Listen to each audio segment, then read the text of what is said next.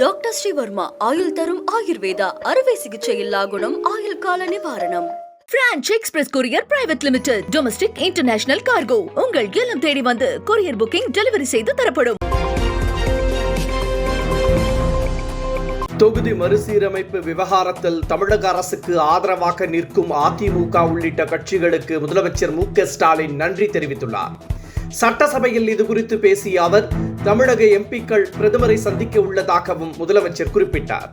மேலும் முதலமைச்சர் தனது உரையின் நிறைவில் தமிழ்நாடு போராடும், தமிழ்நாடு வெல்லும் என்ற முழக்கத்தையும் முன்வைத்தார். தமிழக அரசின் அனுமதியின்றி எந்த கொம்பனாலும் மேகதாதுவில் அணை கட்ட முடியாது என சட்டப்பேரவையில் அமைச்சர் துரைமுருகன் தெரிவித்துள்ளார். நதிநீர் பிரச்சினைக்காக 22 வழக்குகள் தொடர்ந்துள்ளதாக கூறியுள்ள அவர், தமிழகத்தின் அனுமதி இல்லாமல் ஒரு கல்லை கூட எடுத்துச் செல்ல முடியாது என்றும், அண்டை மாநிலங்களுக்கு கனிம வளங்களை எடுத்துச் சென்றதாக இதுவரை 21,000 வாகனங்கள் பிடிபட்டுள்ளதாகவும் அமைச்சர் துரைமுருகன் தெரிவித்தார்.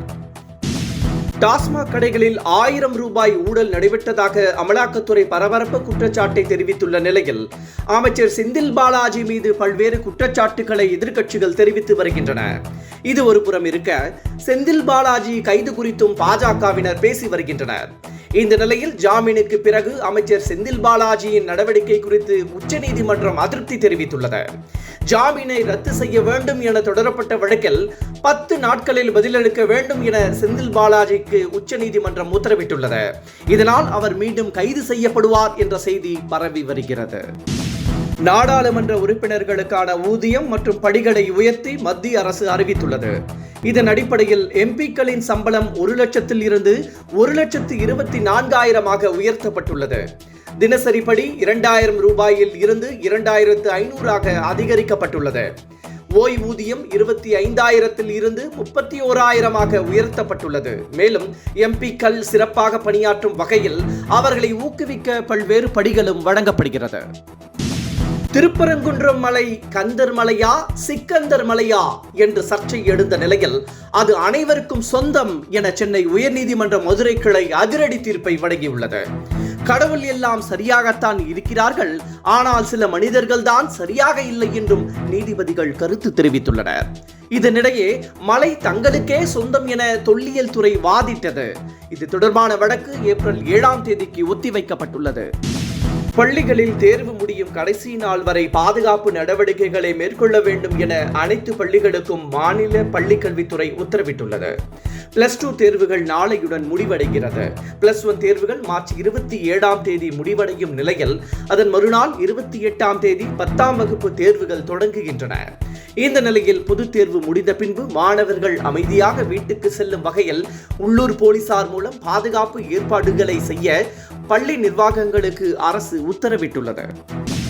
தமிழகத்தில் பாஜக ஆட்சிக்கு வந்தால் புதிதாக தனியார் பள்ளிகளை தொடங்க அனுமதிக்க மாட்டோம் என பாஜக மாநில தலைவர் அண்ணாமலை தெரிவித்துள்ளார். புதிய கல்விக் கொள்கை பற்றி மக்களுக்கு விளக்குவதை பாஜக புரட்சியாக செய்து வருவதாகவும் அவர் குறிப்பிட்டுள்ளார். தமிழகத்தில் பாஜக ஆட்சிக்கு வந்ததும் சமக்கல்வி திட்டம் நடைமுறைப்படுத்தப்படும் என்றும், அரசு பள்ளிகளை மேம்படுத்தி PM ஸ்ரீ பள்ளிகளாக மாற்றுவோம் என்றும் அண்ணாமலை உறுதியளித்துள்ளார். சிங்கப்பூரில் கழிவுநீரை சுத்திகரித்து குடிநீராக மக்கள் பயன்படுத்துகிறார்கள்.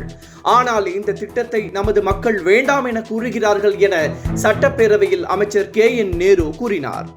100 லிட்டர் கழிவுநீரை சுத்திகரித்தால் 94 லிட்டர் நல்ல நீர் கிடைக்கும் என்றும், அதை மக்கள் வேண்டாம் என்கிறார்கள் என குறிப்பிட்ட அமைச்சர் KN நேரு, அந்த தண்ணீரை விவசாயத்திற்கு பயன்படுத்துவதா ஆற்றில் விடுவதா என மக்களிடம் கேட்டுதான் முடிவு செய்ய வேண்டும் எனவும் விளக்கமளித்துள்ளார்.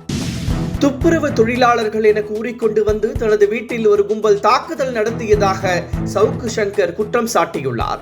இந்த தாக்குதல் சம்பவத்திற்கு கண்டனம் தெரிவித்துள்ள அண்ணாமலை, திமுக அரசு ஊழல் செய்திருக்கிறது என்றும், சவுக்கு சங்கர் வீட்டில் நடத்தப்பட்ட வன்முறை கண்டனத்திற்குரியது என்றும் விமர்சித்துள்ளார்.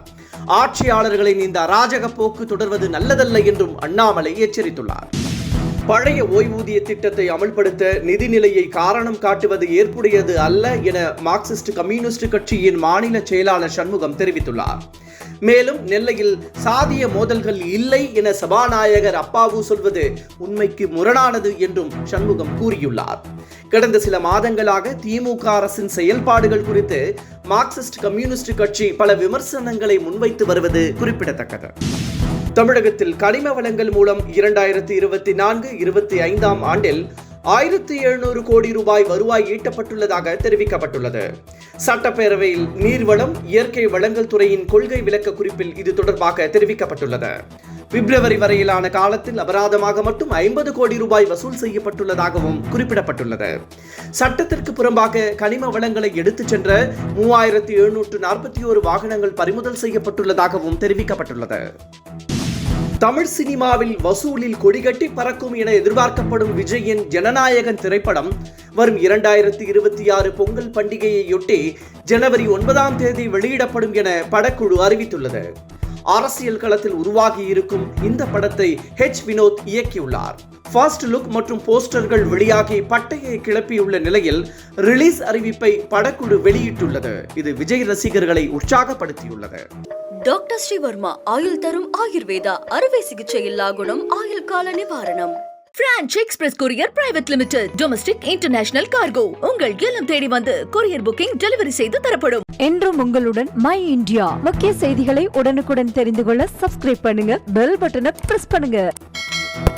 என்றும் உங்களுடன் மை இந்தியா.